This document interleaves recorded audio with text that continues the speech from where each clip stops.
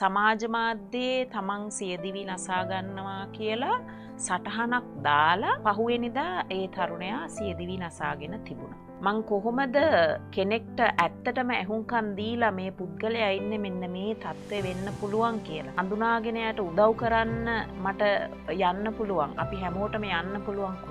මේ විදිහ අයගේ තියෙන ලක්ෂණ පොදු ලක්ෂණයන් තියෙනවා. ගොඩාක් වෙලාවට මේ විදිහ කෙනෙක්ගේ දෛනික ජීවිතේ හරීම අක්‍රමවත්, නිින්ද හරීම අක්‍රමවත්, තමන්ගේ ආහාර රටාව අක්‍රමවත්, මේ සුයිසයිඩ් කරගන්න ආසන්න අයගේ තියෙන ලක්ෂණයක් තමයි මෙයාලා සියලුම සමාජ සම්බන්ධතාවයන් ඈත් කරලා දානවා. සමහර වෙලාවට සමාජ මාධ්‍යයන්ගෙන් ඈත් වෙලා යනවා. මෙයා අහනවා මම මැරුණොත් මොකද කරන්නේ? මම මැරුණොත් ඔයාලට දුක හිතේද? ඔයාලා අඬනවද? ඒ විදිහ ඒවත් තියෙනවා. නොකිය කියන දේවල් තියෙනවා. අපි සැලකිල්ලෙන් අහනවා. ගෑන් ළමයි එක්කිනාට 100ක් හොයාගන්න පුළුවන්. ඔයා ඔන්නෝක අතහැරලා දාන්න කියලා අපි හරි සුළුවෙන් තකන. ඒ විදිහ උත්තරයක් නෙවෙයි ඇත්තටම සියදිවි හානි කරගන්න මට්ටමට පැමිණිච්ච කෙනෙක් බලාපොරොත්තු වෙන්නේ. 19226 කියන නම්බරයකට කතා කරලා අපිට ඕනම ප්‍රශ්නයක් ඕවර් ද ෆෝන් කතා කරන්න පුළුවන්. ඒකට පැය 24ම ක්‍රියාත්මක වෙන සේවයක් මානසික සෞඛ්‍ය විද්‍යායතනය තුළ තියෙනවා.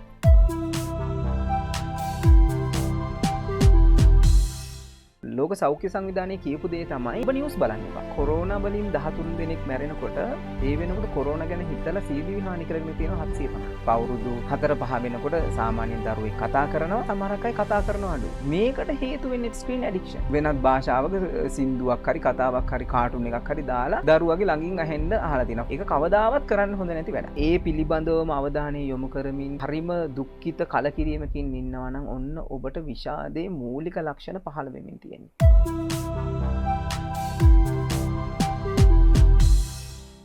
දැන් හැමෝම අදහස් ප්‍රකාශ කරනවා. මේ ළඟදි දවසක යම්කිසි සිද්ධියක් වුණා සමාජ මාධ්‍යයේ තමන් සියදිවි නසා ගන්නවා කියලා සටහනක් දාලා පහුවෙනිදා ඒ තරුණයා සියදිවි නසාගෙන තිබුණා. එතකොට ඒක ඇත්තද බොරුද එයා හැමතිස්සෙම විහිළු කරන එක්කෙනෙක් කියලා එයත් එක්ක හිටපු මිනිස්සු දැනගෙන හිටියේ නැහැ. ඉතින් දැන් මේ හැමෝම අදහස් ප්‍රකාශ කරනවනේ. අපි ඒ වුණාට කොහොමද මේ සමාජ මාධ්‍ය භාවිතයේදී මේ දේවල් එක්ක අපි ඇහුම්කන් දෙන්නේ කොහොමද අනිත් අයට? එතකොට මේ සමාජ මාධ්‍යයේ විතරද අපිට අපේ අදහස් ප්‍රකාශ කරන්න පුළුවන්? එහෙම නැතුව දැන් ඔබතුමා කෝ මේ සියදිවි නසා ගැනීමේ ස්ටේජස් 3ක් තියෙනවා. අන්තිම එක තමයි දිවිය හානි කර ගැනීම. නමුත් එයාට ඒ සිතුවිල්ල එන තැන ඉඳන් එයා ඒක උත්සාහ කරන තැන එයා ඇත්තටම මේක කරගනි. මෙන්න මේ දේවල් අපි කොහොමද හඳුනාගන්නේ? මං කොහොමද කෙනෙක්ට ඇත්තටම ඇහුම්කන් දීලා මේ පුද්ගලයා ඉන්නේ මෙන්න මේ තත්ත්වෙ වෙන්න පුළුවන් කියලා හඳුනාගෙන යට උදව් කරන්න මට යන්න පුළුවන්. අපි හැමෝටම යන්න පුළුවන් කොහොමද? ඇත්තටම දැන් අපි ගත්තොත් එහෙම මේ විදිහ පුද්ගලයන්ව අපිට එක අතකින් පහසුවෙන් අඳුර ගන්න පුළුවන්. සමහරක් අය මේක එළියට පෙන්වන්නේ නැහැ. ඒතකොට ඔය දෙවර්ගයේම අපිට හඳුන ගන්න පුළුවන්. එතකොට අපි ටිකක් අවධානය යොමු කරලා බලමුකෝ මේ ඇත්තටම මේ සියදිවි නසා ගැනීමේ සිතුවිල්ලක් සහිත පුද්ගලයෙක්ගේ තියෙන ලක්ෂණයන් ටිකක් අපි දැන් ගොඩාක් වෙලාවට මේ සියදිවි හානි කරගන්න බලපාන්නා වූ හේතු වෙන කාරණාවන් කොටස් දෙකක් තියෙනවා. එකක් තමයි මනෝවිද්‍යාත්මක කාරණාවන්, අනිත් එක තමයි සමාජ විද්‍යාත්මක කාරණාවන්. ඇත්තටම මේක අපි විද්‍යාත්මකව හදාරනකොට ඔය දෙකෙන්ම අපි හදාරනවා. එතකොට මේකෙදි හඳුන ගන්න පුළුවන් කාරණාවන් ගොඩාක් අපිට තියෙනවා. අපි දැන් මේ මනෝවිද්‍යාව ගැන කතා කරන නිසා මනෝවිද්‍යාත්මක කාරණාවන් ගත්තොත් එහෙම මේ විදිහ පුද්ගලයෙක්ගේ තියෙනවා ඍණාත්මක සිතුවිලි. එයාට හැම වෙලෙම හිතනවා එයා කතා කරන දේවල්, එයාගේ සිතුවිලි ගත්තොත් එහෙම එයාගේ මුවින් ප්‍රකාශ වන වචන ඒ හැම දෙයක්ම ඍණාත්මකයි. ඒ වගේම තමයි මෙයාට තියෙන ඍණාත්මක චර්යාව. සමහරක් වෙලාවට Taman ගැන සැලකිල්ලක් නැහැ.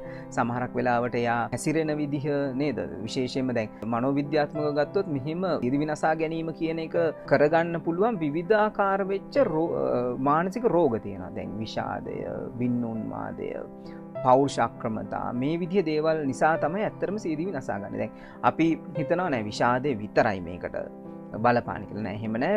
තවත් මානසික රෝග විශාල ප්‍රමාණයක් තියෙනවා සියදිවි නසා ගැනීම දක්වා විහිදී පැතිරෙන්න පුළුවන්. එතකොට මේ විදිහ අයගේ තියෙන ලක්ෂණ පොදු ලක්ෂණයන් තියෙනවා.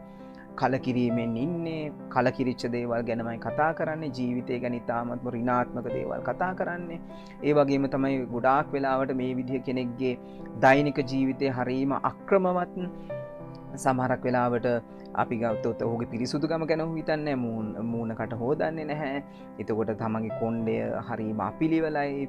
පිරිමි පුද්ගලයෙක් නම් රැවුලක් කපන්නේ නැහැ. තමන්ගේ ඇඳුම් හරීම අපිලිවලයි සහ අපිරිසිදුයි.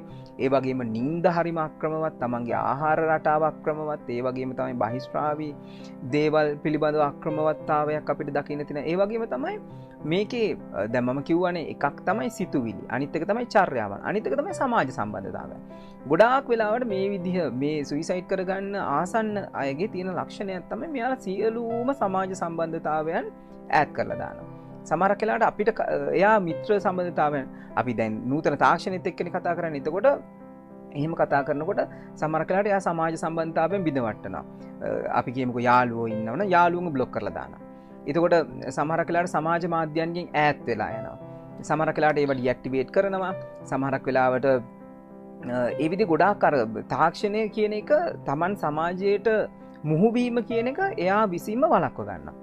ඒ වගේම තමයි මේ ඔක්කොම සම්බන්ධතාවත් එක්ක එයා හුදකලා වෙන්න පටන් ගන්නවා. එතකොට ඊට අමතරව මෙයා සමහරක් වෙලාවට මේ සියදිවි නසා ගන්න ක්‍රම පිළිබඳව පොඩි රිසර්ච් එකක් කරලා බලනවා. හොයනවා කොහොමද මේ සියදිවි නසා ගන්න ලේසිම ක්‍රමය මොකක්ද. එතකොට සමහරක් වෙලාවට ඒ සියදිවි නසා ගන්න ක්‍රම කොහොමද සිද්ධ කරන්නේ කොහොමද? ඒ විදිහ දේවල් වෙන්න පුළුවන්. ඒ වගේම තමයි මෙයා ඒ විදිහ එයාගේ අපි බැලුවොත් එහෙනම් මේ සියදිවි නසාගේ ඇත්ත පුද්ගලයෙක්ගේ අපි ගොඩාක් වෙලාවට පරිේශනාත්මකව බලන අය නිසා අපි සමහරක් වෙලාවට එහෙම සියදිවි නසා ගත්ත අයගේ එයා කොහොමද ඒකට යොමු වුනේ? අපි උදාහරණයක් විදිහට ගමුකෝ වසපානය කරලා කියලා. එතකොට එහෙම කෙනෙක් කොහොමද මේ හැසිරලා තියෙන්නේ ගැන පරීක්ෂණ කරොත් එහෙම ඇත්තටම අපිට දකින්න තියෙනවා එයා සමහරක් වෙලාවට ඒවා පිළිබඳව හොයලා තියෙනවා. ඉක්මනින්ම මැරෙන්න පුළුවන් මොන විදිහ මේ වසක් පානය කරොත්ද කියලා බලලා තියෙනවා. ලේසියෙන්ම කොහොමද සියදිවි හානි කරගන්නේ කියන ඒවා බලලා තියෙනවා. ඒවා එයා ලියාගෙනත් තියෙනවා. එතකොට තවාතකින් ගත්තොත් එහෙනම් මෙයා අහනවා මම මැරුණොත් මොකද කරන්නේ? මම මැරුණොත් ඔයාලට දුක හිතේද? ඔයාලා අඬනවද? ඒ විදිහ ඒවත් තියෙනවා. එතකොට ඔය විදිහ අපි පරීක්ෂාවෙන් බැලුවොත් එහෙම සමාජයේ මේ සියදිවි හානි කරගන්න අය නොකිය කියන දේවල් තියෙනවා. අපි සැලකිල්ලෙන් අහනවා. ඒක නිසා ඇත්තටම කිව්වොත් එහෙම මේ විදිහ කෙනෙක් අඳුනගන්න නම් අපි සමාජයක් වශයෙන් කරන්න ඕනි පළවෙනි දේ තමයි මේ විදිහ ප්‍රශ්නයක් තියෙන කෙනෙක්ට ඇහුම්කන් දෙන එක. සමහරක් වෙලාවට එයා කියන්න උත්සාහ කරනවා. හැබැයි අපි ඒක තේරුම් ගන්නේ නැහැ. දැන් කියන්න උත්සාහ කරන එක ඇතුලේ එයා කියන්න පුළුවන් මට ටිකක් කතා කරන්න ඕනේ. මට ප්‍රශ්නයක් තියෙනවා. මම මේ දවස්වල මගේ මූඩ් එක හරි නැහැ.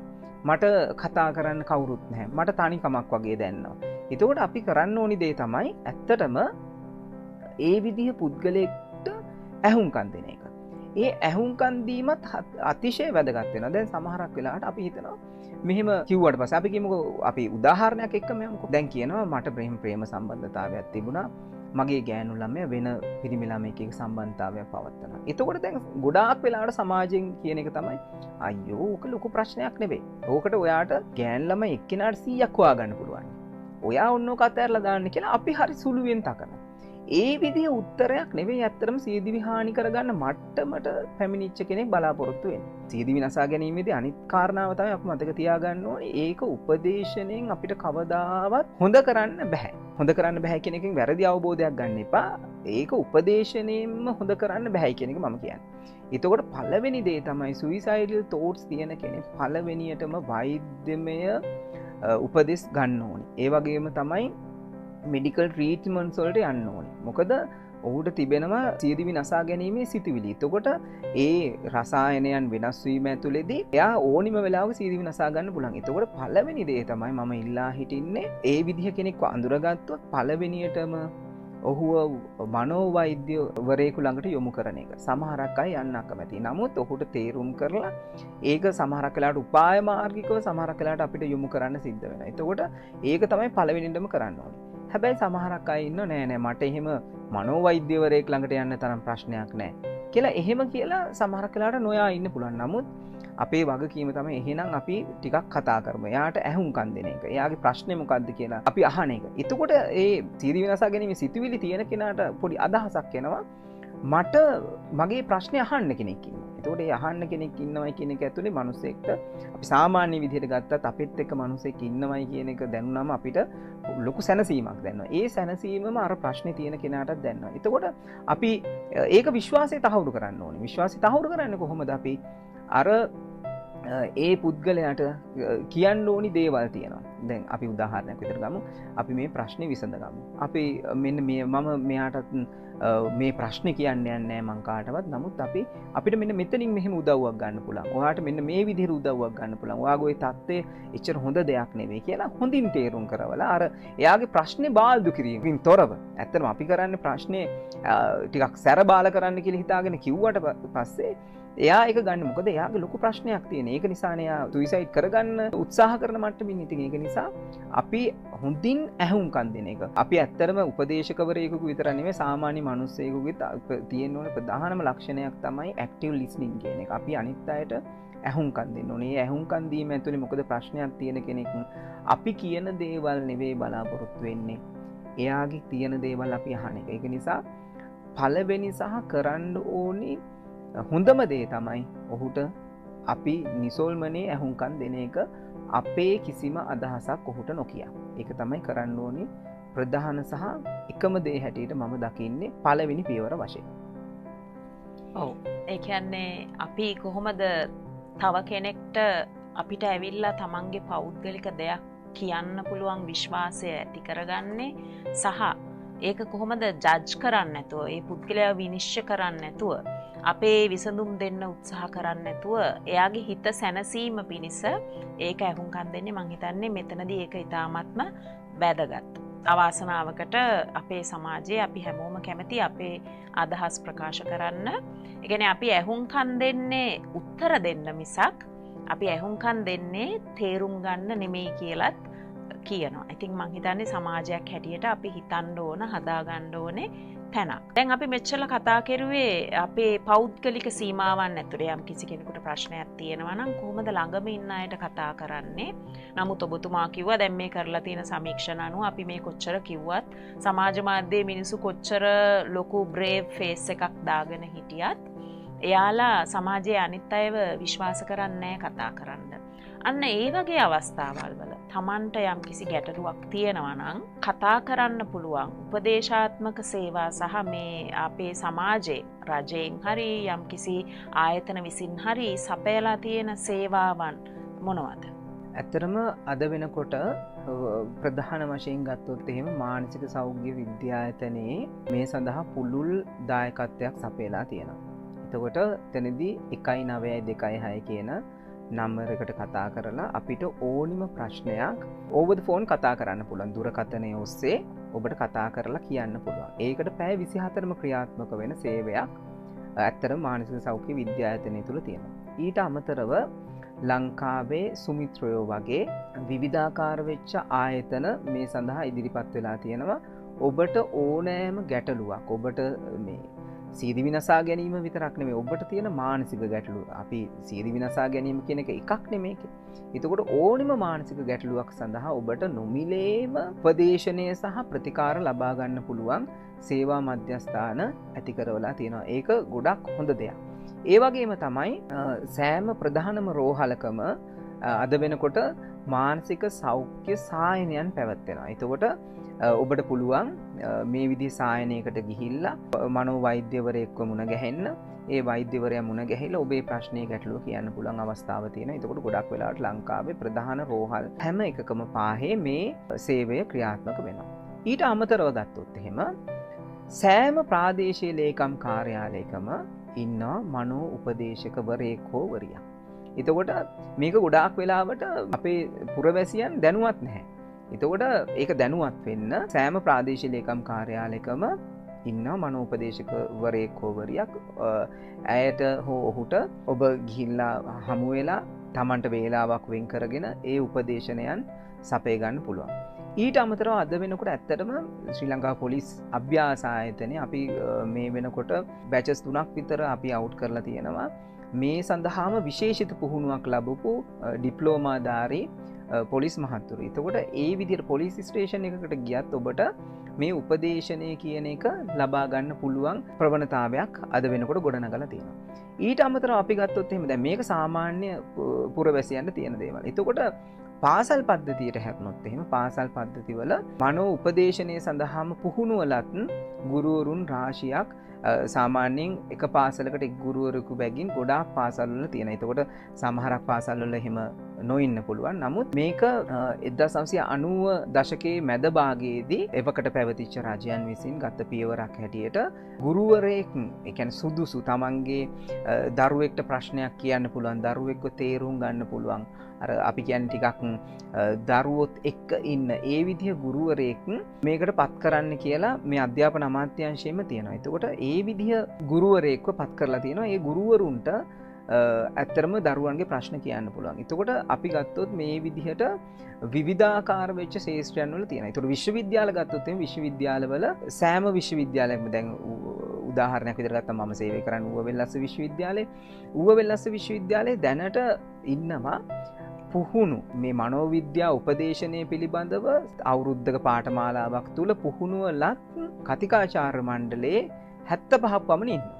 එතකොට ඒක හොඳ ප්‍රවණතාවක්. ඇත්තම ලංකාවේ මං හිතන්නේ එච්චරටම උපදේශකවරුන් ඉන්න එකම විශ්වවිද්‍යාලය. මම හිතනවා අනිත් විශ්වවිද්‍යාල වලටත් ඒක ඉතාමත්ම වැදගත් කියලා. ඒක අපි අවුරුදු 3ක් තිස්සේ පුහුණු කරලා මේ විශ්වවිද්‍යාල ආචාර්යවරුන් වුන් වොලන්ටියරි උපදේශන කටයුතු සිද්ධ කරගෙන යන ඒක ඉතාමත්ම සාර්ථක විදිහට කරගෙන යනවා. ඒකට හේතුවක් තියෙනවා. අපි එහෙම කරන්න හේතුව දැන් විශ්වවිද්‍යාල දරුවන් මුහු වෙන්නේ විශ්වවිද්‍යාල ආචාර්යවරුන් සමග. එතකොට ඔවුන් දන්නවා තමන්ගේ ලෙක්චර් හෝල් එකේ ඉන්න දරුවන්ගේ තිබෙන්නා වූ ප්‍රශ්න ගැටලු පිළිබඳව. එතකොට කෙලින්ම දරුවන්ට කතා කරන්න පුළුවන්. ඒක හරිම වැදගත් වෙන දෙයක්. සමහරක් විශ්වවිද්‍යාලවල මේ මනෝ උපදේශක මහත්ම මහත්මීනුත් ඉන්නවා. දැන් ආයතනයක් ගත්තොත් එimhe ශ්‍රී ලංකාවේ තියෙනවා සෑම පුද්ගලයන් 400කට වැඩි ආයතනයක් තුලම මනෝ උපදේශකවරයෙකු සිටිය යුතුයි කියලා. නමුත් ඒක ක්‍රමවත් නොවීම කියන ප්‍රශ්නේ තියෙනවා.